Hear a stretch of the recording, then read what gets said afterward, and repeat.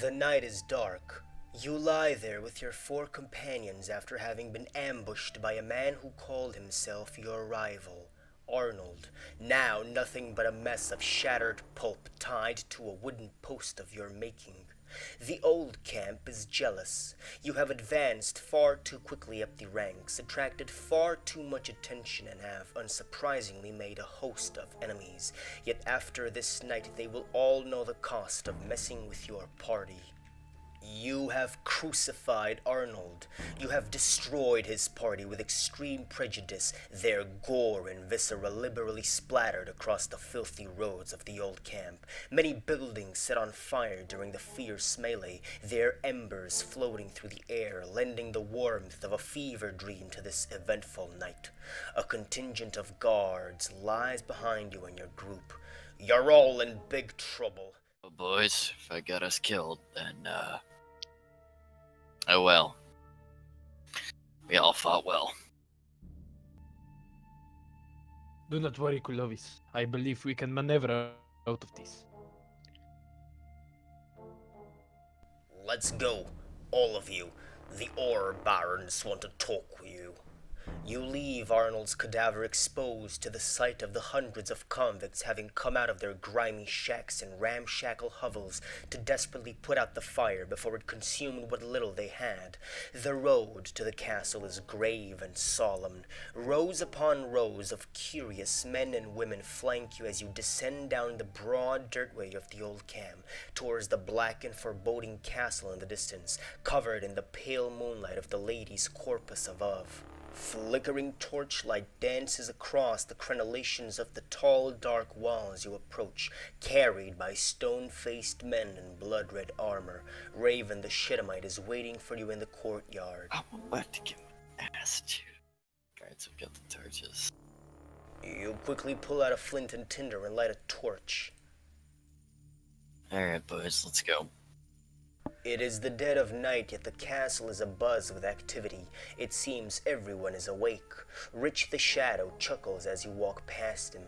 Really messed up this time, haven't you, Clovis? Who's gonna take care of your boys now, huh? Shame. They'll wilt without you. Yeah, well. You ignore his clever remarks and make your way to the leader of the Shadows, the man you've been answering to all this time. He crosses his arms and says, "Speak." I mean, what am I to say? You know full well that he was coming after me, and so did I. I didn't think he'd have that many with him, but we did leave some alive. His face contorts in anger. Didn't choose to kill any but him. I had known that Arnold planned an attack, but not like this. I have understood that it was him who attacked you, yes? Ambushed on the road from what I've heard. True? That is correct. I weep for you, my friend. You have attracted the attention of the ore barons. They have summoned you. Talk to Ymir. Very well. And before you do that, Clovis, let it be known that I think you are a good hound. If we do not see each other after this night, and he gives you one last nod. Alright, let's go talk to Ymir. The consequences of your actions dawn upon you all. You have only been here for a few months, yet have already done so much. You've devoured the beasts you've met, slain those who acted against you, and acquired much compared to those who slave and labor in the old mine, wasting their days away in the grim darkness of the king's accursed sentence. You cannot help but wonder if your adventure ends here.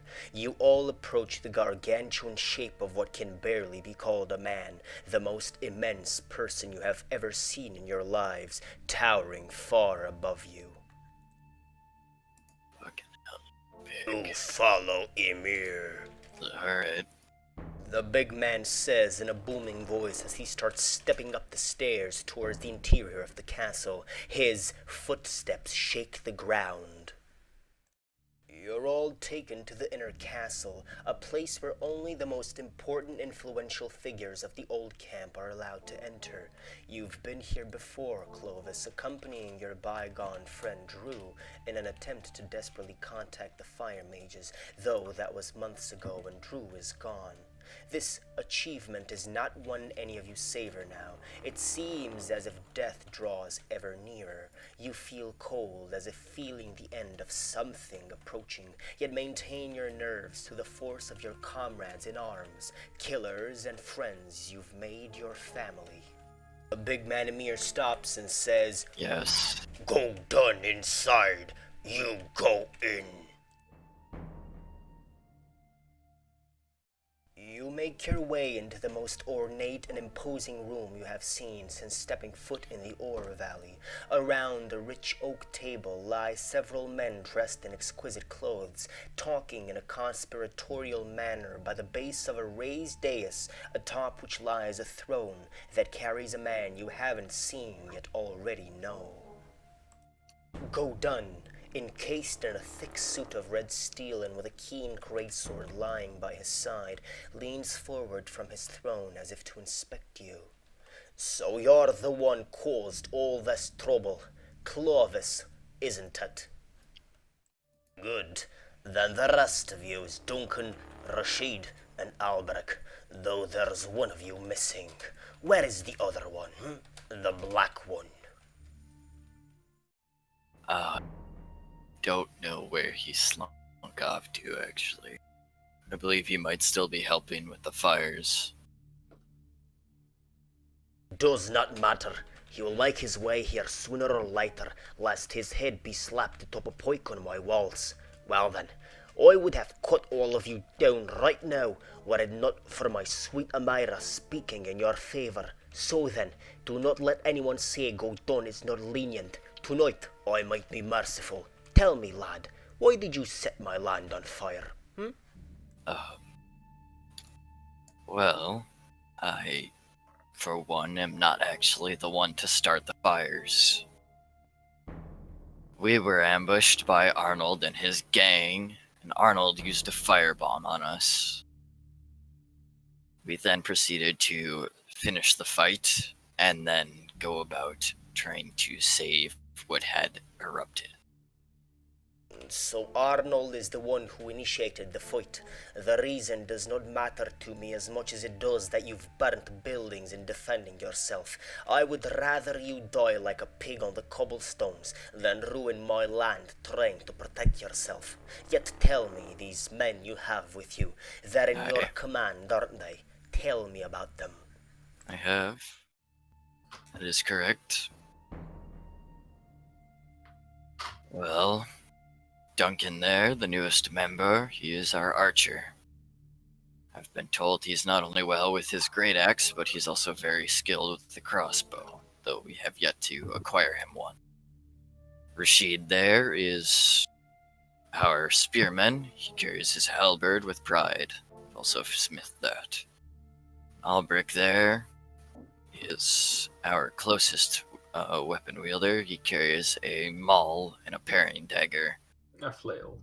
Well, correct, a flail. You'll see him on the front lines next to me.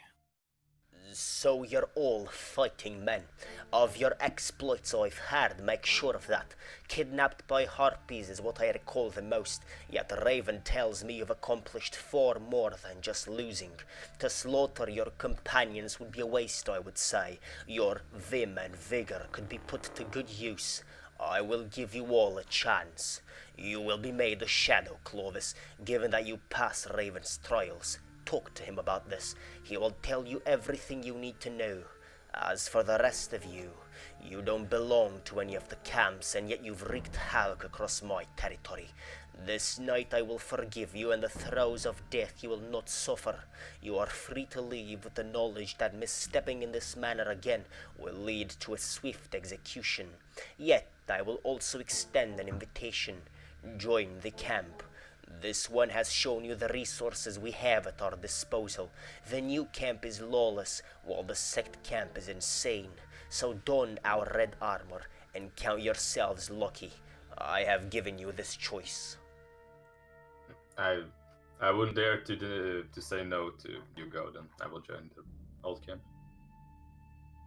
And if, Godin, we decide not to, or one of us decides not to, what is the alternative?